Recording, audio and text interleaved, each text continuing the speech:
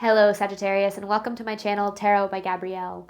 This is going to be a general reading for Sun, Moon, Rising, and Venus placements, looking at your connection between you and the person that you are dealing with and are needing to learn the most from right now. We'll be pulling for all three sides of the connection, so we'll look at your energy toward it, their energy toward it, and the energy in between it. The concept being that there are three sides to every story, so we'll be looking at your version of the truth, their version of the truth, and this higher level unbiased truth in the middle. This middle section we'll be looking at what is the deeper purpose of the connection and the best way for you to move forward in alignment with your higher self. Friendly reminder that these are general readings and they are not here to resonate fully for everyone, and they won't resonate fully for everyone. So do please remember to take what does resonate and helps your personal situation and to leave what does not. On that note, and especially if you are a cross watcher, just know that this whole reading can be reversed. If that is the case for you, that is totally fine and totally normal. Again, the point is to take what helps and leave what doesn't. Last thing is that any information on the extended reading, booking a personal reading or a coaching session with me, or on my upcoming Attract the Love That You Deserve workshop can be found in the description box below.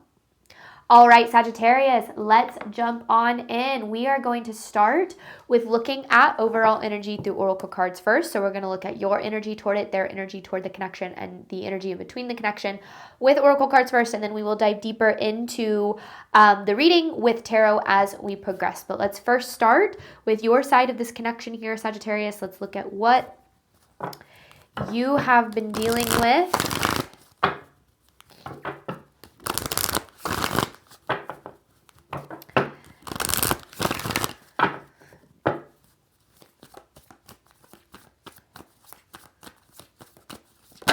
Whoa. Ego with divine timing. I feel like, okay, so when I said, let's see what you've been dealing with, what I heard pop into my head was a lot. Like you've been dealing with a lot. And I think that when it comes to this connection, there's been a lot of waiting for things to align here. I feel like it just feels like there's just constantly been this misalignment, whether it's alignment of time, misalignment of healing, misalignment of, I don't know, actions or behaviors. And I think that there is a lot of good and potential that I feel you do see in this connection. However, I feel like you are constantly being presented with the challenge of dealing with their shadow, meaning that there's a version of them that very much does align with you. But then I feel as if when they start to dip into the energy of their shadow, and our shadow is like our triggered, unhealed version of us. It's the version of us that is very driven by ego. It's it's driven by wounding and protecting itself. And that version, when we're dealing with that version of another person, it can be really challenging, especially when we've experienced like the good side of them too. The version that is, loving and kind and all of the things that you want. So I feel like what you've kind of been waiting for here is to experience more of the version of this person that you know that they can be, but you've had to put up with a lot of other energy in the connection. But let's look at this person's energy toward you, Sagittarius. So my stomach is growling so much right now. I feel like it always happens specifically in Sagittarius readings. Maybe it's my solar plexus is lighting up for some reason. All right, this person's energy toward you.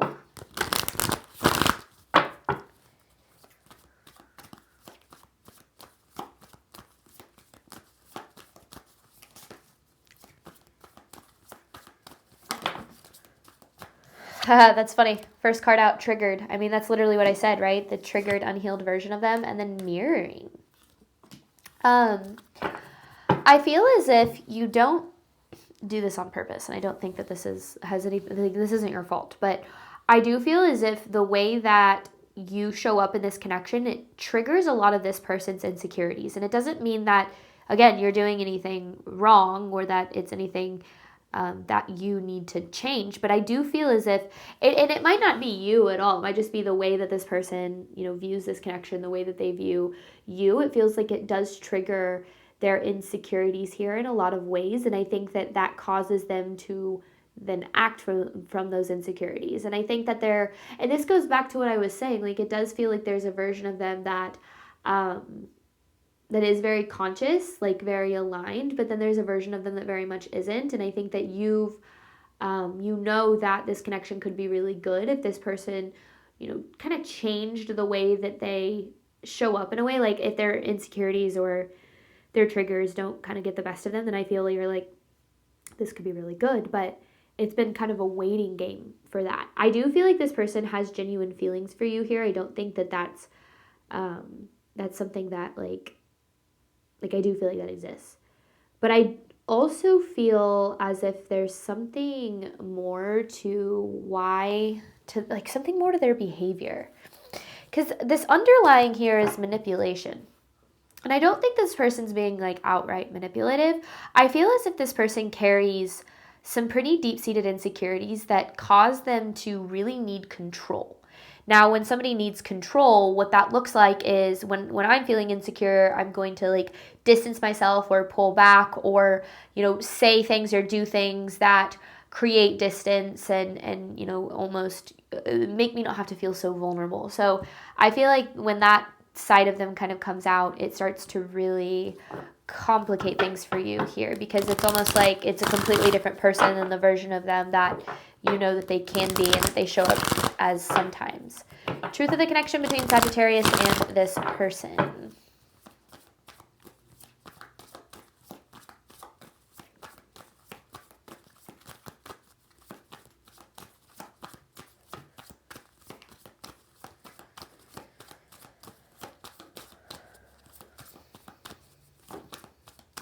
Trapped.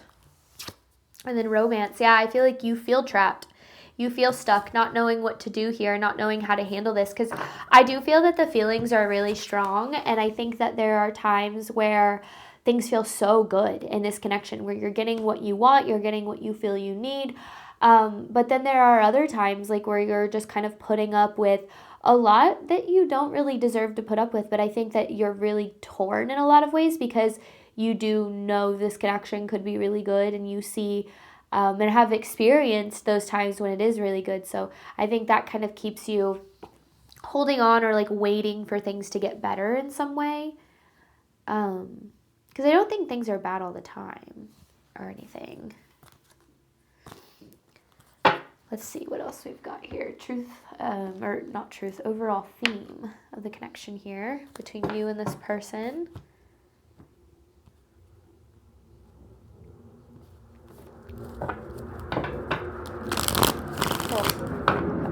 Plane is really loud. I have fighter jets that fly over our house sometimes. Alright, overall theme of this. Between Sagittarius and this person.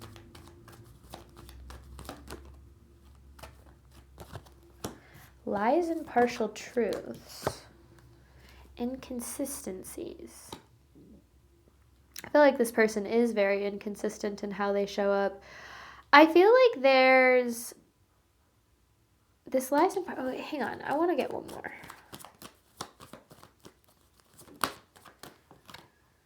It still hurts. Okay, yeah. I think there's a lot going on here. I feel like this person's energy is very inconsistent. There are times where they love you well, and there are times where they very much don't. And the times when they don't are the times where you feel like you're kind of waiting for things to get better, right? With this It Still Hurts card, it still hurts. I feel like there might be an understanding almost of this person. Like it's almost like you empathize with them, like you understand them so much that it's almost like you know them better than they know themselves. Like you know them like in and out. And I think because of that, you have a lot of empathy for them, and that causes you to maybe it's almost like stick around even when like you typically wouldn't. And I think it all comes back to it's because it's this person, and it's because there is, you have so much love for them and that empathy and that understanding.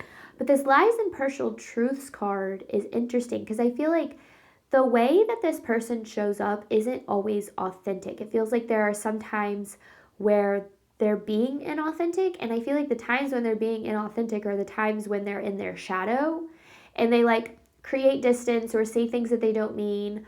And it doesn't mean that, like, even knowing that they don't mean it or that it's coming from a place of insecurity, like, that doesn't make it not hurt, right?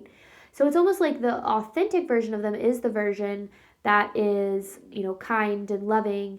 The inauthentic, if you will, is the version of them that, you know, maybe is a little bit cold and distant, but that version of them that they show up as is them trying to protect themselves in some way. So I don't know. I feel like this is really complicated and there's a lot going on, and hopefully this reading can provide you with a little bit of clarity on the situation as a whole. So let's look here, Sagittarius, at your side of this. Divine timing with ego. Sagittarius's energy toward the person they are dealing with.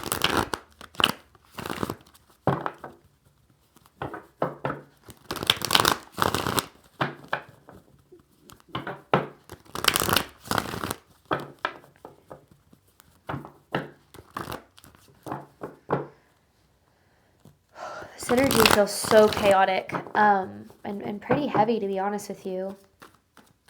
Not like your energy, just the energy of the connection in general. Sagittarius' side of this.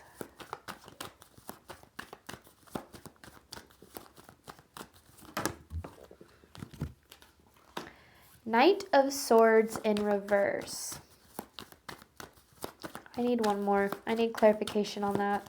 I think I know where it's going.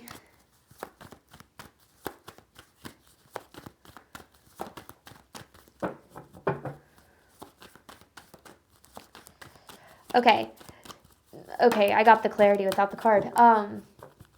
There's this potential that you see in this person. It's like, and going back to what I said, you know them better than I feel they know themselves. And like you can see through maybe the insecurity and through kind of their shadow, and you see their heart in a lot of ways. And I feel like your approach to this has been trying to really draw that out, trying to bring more of that, like the loving, kind, reciprocal version of them out. Because I think, again, there are times where you see it, there are times where you experience it, and then there are times where it's just completely absent, right? So I feel like you've been trying to do what you can, maybe to be loving and kind and empathetic, to try to kind of draw that version of them out here. Two of Swords, I feel like you feel really, and I said this, you feel torn. The Five of Wands here too, you feel really torn because you know, like, especially if, when you're experiencing that, like the version of them that you know that they can be, like, especially if you're like, this is the best I've ever had or I've ever experienced, or, I'm so in love with this person, and this, when you show up like this, things are so good. Like, it can be really hard when you're like, sometimes it's the best I've ever had, but sometimes, and that's kind of what I get. It's like the best I've ever experienced and the worst I've ever experienced all at once, where it's like, it's so good and so wonderful and so magnetic. And then there are times where they're cold, and that distance is just so painful that it keeps you in this middle of ground of going, I don't really know what to do, because sometimes it's everything I've ever wanted and sometimes it hurts like hell. Sagittarius' side of this connection.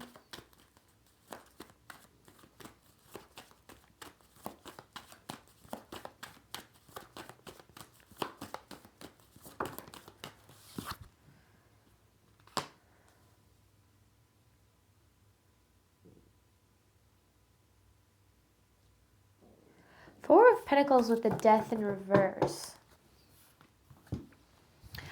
I feel like this person's been a pretty big part of your life for a while. Like, you lean on them or on their energy for a lot. And I feel because of that, the thought of like walking away or leaving this behind, like, there's a lot of fear and association with that. I think that there's also a lot of fear and association with that because there's a fear of Like, well, what if nothing better ever comes along? Like, what if, when things are good, like, what if that's as good as it gets? And, if I were to walk away, or if I were to distance myself, or if this were to go away, like, what if that never returns? So it makes it, yeah, I mean, you're just in this energy of feeling completely stuck, and especially with that inconsistent energy. Inconsistent love is really difficult to deal with, because there are moments and times where, again, it's like, this is why I'm here. Like, this is what I want. This is what I know you can give and you can provide. And then there are times where you're like, where is that version of you I know you can be? And especially when you're in it for a while, you could start to look at yourself and you can go, well, what did I do wrong? Like, you felt I was deserving of love then, but now, like, you don't think I am. And it can start to really affect you internally too. So I think that there's Spirit's trying to bring something to the surface about this person, about this connection here for you, Sagittarius. The Hierophant, literally, like a perspective shift or awakening something, awakening you to a deeper truth or a deeper understanding of what's happening here. Because, yeah, the Hermit in reverse, there's this energy of feeling really alone. Even when you are with this person, like when you're in the connection, which I do feel like there's a lot of like in and out. So I don't know like what stage you're in right now. But even when you're in the connection, when things, when things kind of, when that cold, distant energy starts to come through, I feel like there's this energy of feeling so alone. Almost feeling like alone within the connection. And I feel like also it starts to make you feel like you have to protect yourself. And I think that this is complicated for so many different reasons. The Temperance. I feel like you're trying to be patient. Patient and understanding. And to be honest with you, I feel like that's part of the problem. And I'm not saying being patient and understanding is a bad thing, because it absolutely isn't. But patience and understanding doesn't equal tolerance, right? We can be patient with someone. We can understand why they're doing the things that they're doing or not doing the things that they're not doing. But that doesn't mean that we are meant to tolerate, certain behavior or certain levels of treatment. But I also feel like, again, it's not so black and white. Like, I just feel like there's a lot of, the word that I keep using is like nuance in this. And it's like you don't understand when things are good, they're really good. But when things are bad, they are really bad. But then all the good makes the bad feel worth it. So yeah, I can see why this has been pretty complicated for you. So let's dive into it a little bit more. Let's see what we're dealing with this person's energy toward you. Mirroring with triggered, this person's energy, toward Sagittarius.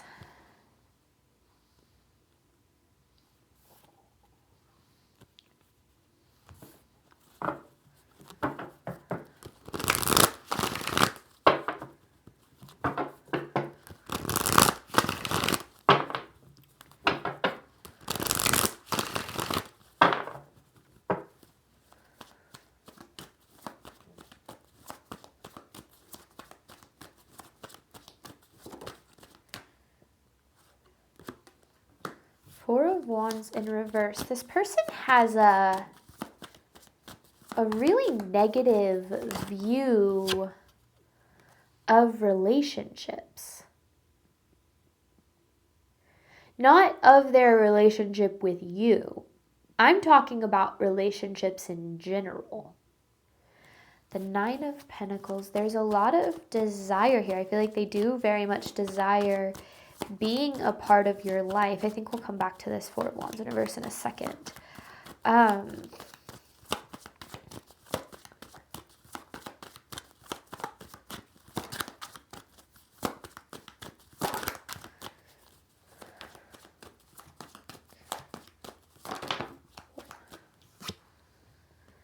Knight of Swords upright. You had it in reverse, right? Yeah. The Strength in reverse. Ah. Okay.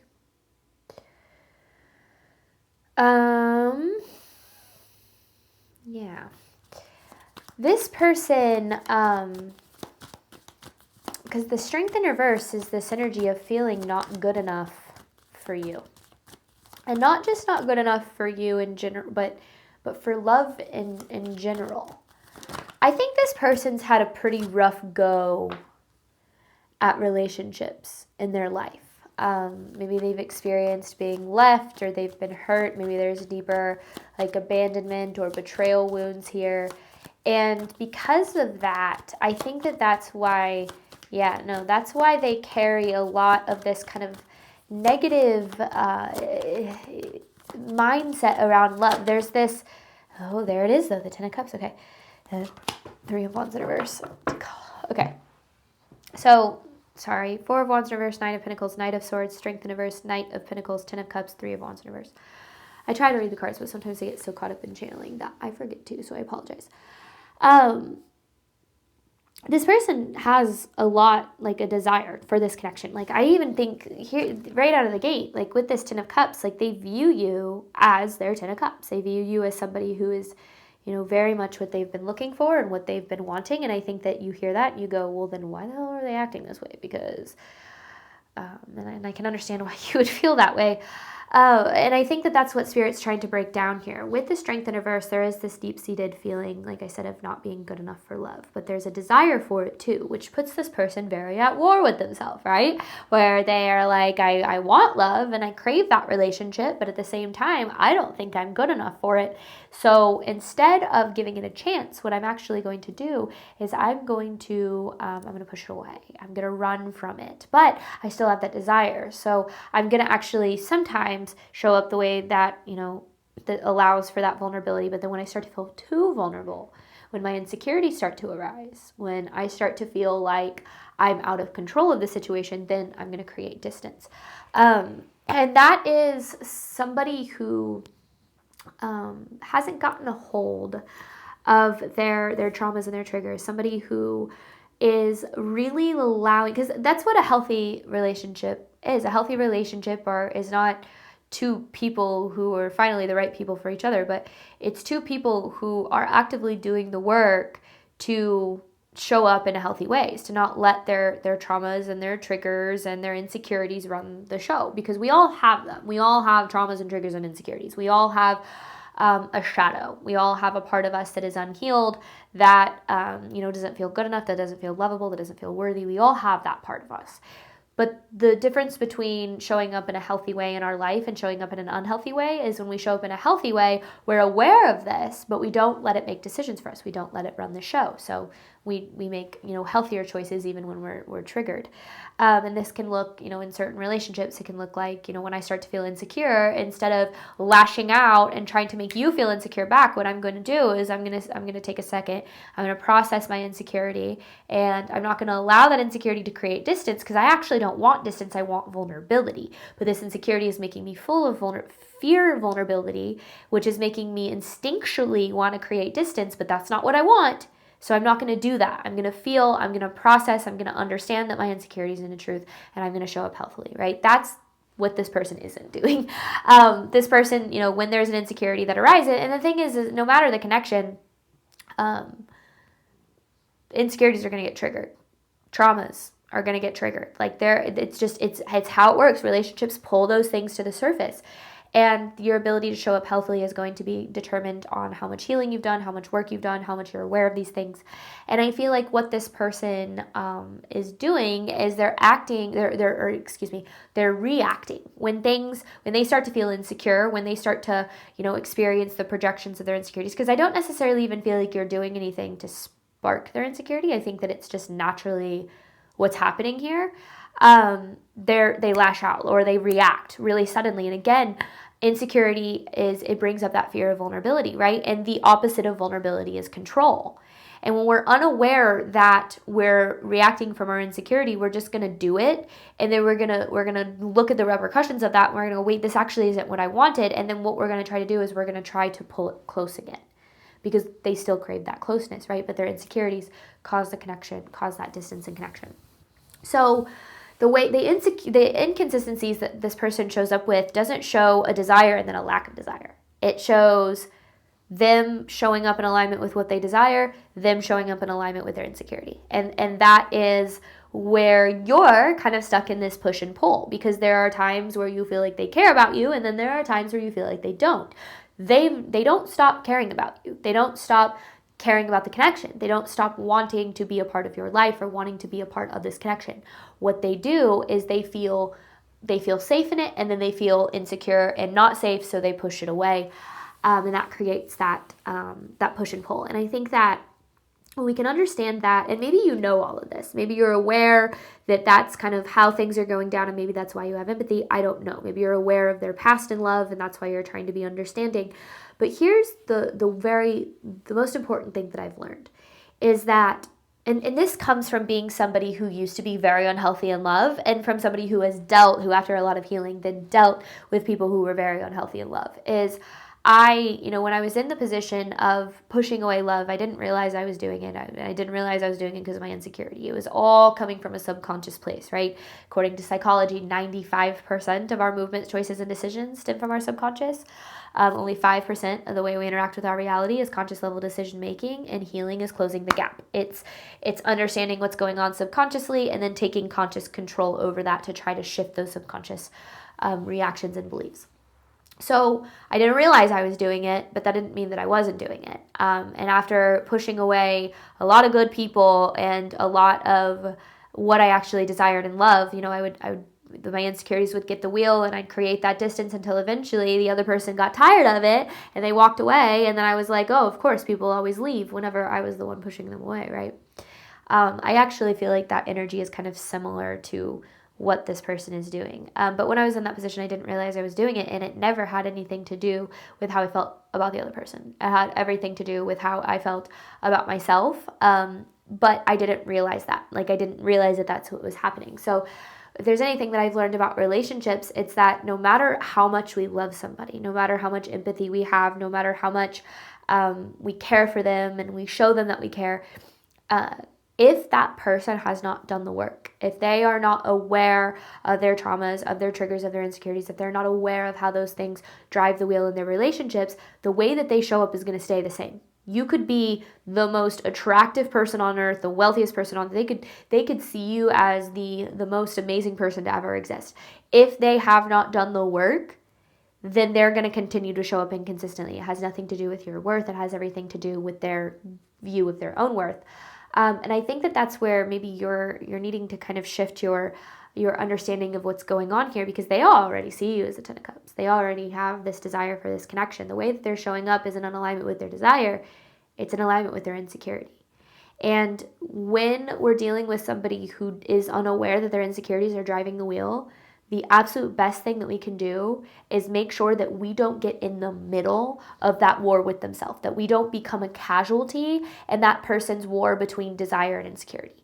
Because when that's the case, we will always lose. We will always end up hurt when we are trying to love somebody into loving themselves, because we can't do that. We cannot do that for another person. That is somebody else's journey and somebody else's role that they have to play in their own life. So understanding that can help us take a step back and understand that inconsistency in love has nothing to do with us. It has everything to do with the other person, but it does have a little bit to do with us in the sense that there's a reason that we're attracting it.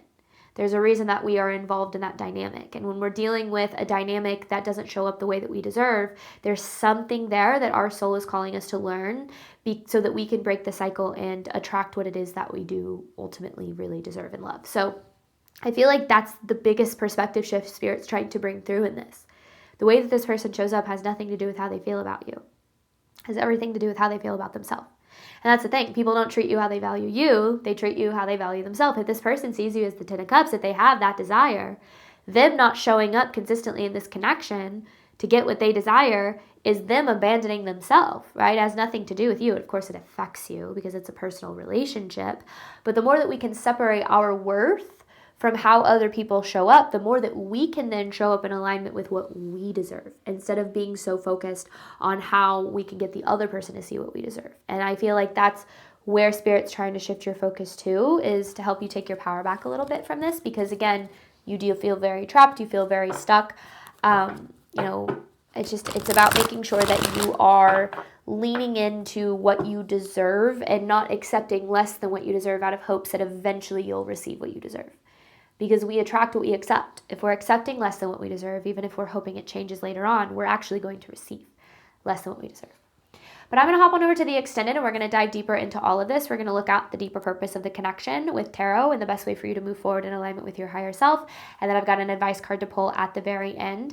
Before I jump on over, I do want to reiterate that I am hosting a How to Attract the Love That You Deserve workshop on February 20th at 6 p.m. Central Time. This is a live workshop. However, if you cannot make it live and you still wish to be a part of the event, if you purchase a ticket, you will receive all of the materials and the replay the very next day. Any information for that is at the very top of the description box below. As always, Sagittarius, thank you so much for your support of me as a reader. I obviously hope that this reading helped and resonated with you in a way that you were needing today. And as always, I wish you nothing but love and healing and all of the wonderful things you deserve and desire on your journey moving forward. All right, bye, Sagittarius.